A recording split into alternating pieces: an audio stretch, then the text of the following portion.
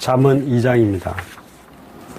내 아들아, 내가 만일 나의 말을 받으며 나의 계명을 내게 간직하며 내 귀를 지혜에 기울이며 내 마음을 명철에 두며 지식을 불러 구하며 명철을 얻으려고 소리를 높이며 언을 구하는 것 같이 그것을 구하며 감추어진 보배를 찾는 것 같이 그것을 찾으면 여호와 경외하기를 깨달으며 하나님을 알게 되리니 대저 여호와는 지혜를 주시며 지식과 명철을 그 입에서 내심이며 그는 정직한 자를 위하여 완전한 지혜를 예비하시며 행실이 온전한 자에게 방패가 되시나니 대저 그는 정의의 길을 보호하시며 그의 성도들의 길을 보전하려 하심이니라.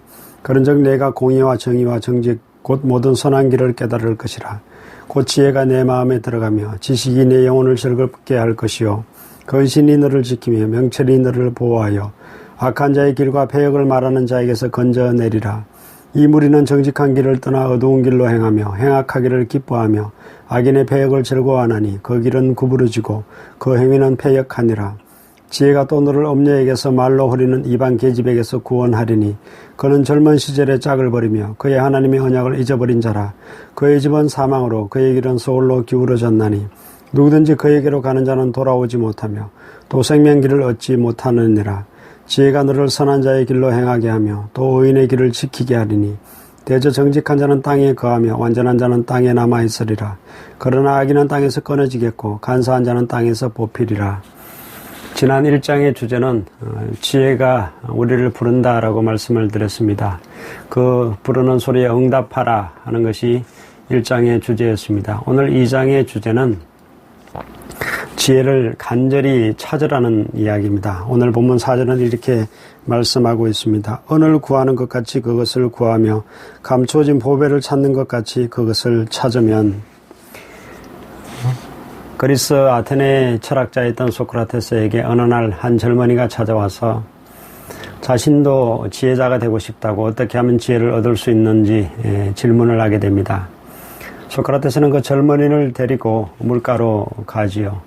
그리고는 난데없이 젊은이의 머리를 물속에 처박아 넣습니다.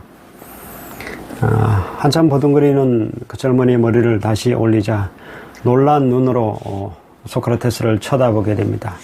다시 소크라테스는 젊은이의 머리를 다시 물속에 처박아 넣습니다. 한참 보둥거리는 그를 다시 끌어올립니다.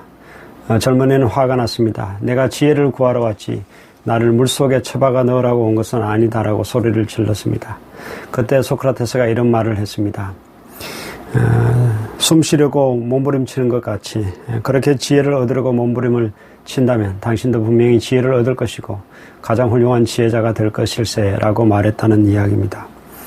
여러분, 우리가 이렇게 지혜를 갈망해야 한다는 이야기입니다. 숨 쉬는 것처럼 그렇게 숨을 쉬려고 몸부림치는 것처럼 그렇게 지혜를 갈망해야 한다는 이야기입니다.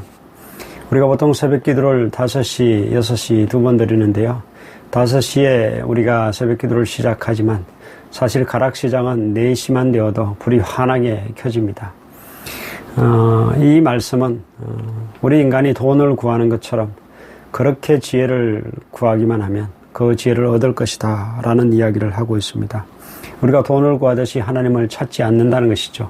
그만한 열심으로 하나님을 찾지 않고 지혜를 구하지 않기 때문에 하나님을 만날 수 없고 지혜를 얻을 수 없다는 이야기입니다. 어제 제가 하나님과 지혜는 같다라고 말씀을 드렸었는데요. 그러나 순서가 있습니다. 먼저 하나님이고 그 다음에 지혜입니다. 지혜를 누가 주시는가? 오늘 본문에 보면 하나님께서 주신다라고 말씀하고 있습니다. 솔로몬도 하나님께서 지혜를 주셨죠. 1000번제를 드린 후에 하나님께서 그에게 놀라운 엄청난 지혜를 그에게 부어주셨습니다. 즉 하나님을 경외하는 것이 먼저입니다. 그리고 지혜가 따라오는 것입니다. 하나님을 경외하는 자에게 따라오는 것이 바로 지혜입니다. 그렇다면 우리가 지혜를 찾는 것이 아니라 먼저 하나님을 간절히 구해야 합니다. 그리고 하나님을 경외하는 삶을 살아야 하겠죠. 목마른 사슴이 시냇물을 찾듯 그렇게 하나님을 간절히 찾아야 하고요. 그런 자에게 하나님께서는 지혜를 주시고 또 하나님께서는 만나 주신다는 이야기입니다. 왜 우리가 지혜를 갈망해야 하는가? 오늘 본문에 보면 지혜는 우리를 지켜주고 또 우리를 보호하여 준다라고 말씀하고 있습니다. 또한 지혜는 우리를 악한 길에서 건져내 준다라고 말씀합니다. 또한 지혜는 우리에게 생명을 준다라고 말씀하고 있습니다. 여러분 무엇보다 지혜를 갈망하는 사람들 되시기를 바랍니다.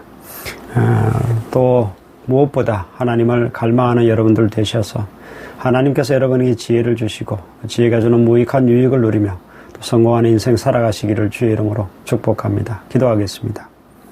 하나님 아버지, 우리가 목마른 사슴이 신의 문을 찾듯 그렇게 하나님을 찾고 있는지, 또한 우리가 돈을 구하는 것 같이 그렇게 하나님을 찾고 지혜를 갈망하고 있는지 다시 한번 우리에게 질문합니다. 하나님, 그 무엇보다 하나님을 우리가 찾게 하시고 또 지혜를 갈망할 수 있는 믿음의 사람들 되게 하셔서 하나님께서 주시는 그 지혜로 우리가 생명을 얻고 또 보호받으며 하나님께서 주시는 그 지혜로 우리가 성공한 인생 살아갈 수 있도록 하나님 축복하여 주시옵소서. 사랑이 많으신 예수님의 이름으로 기도드립니다. 아멘.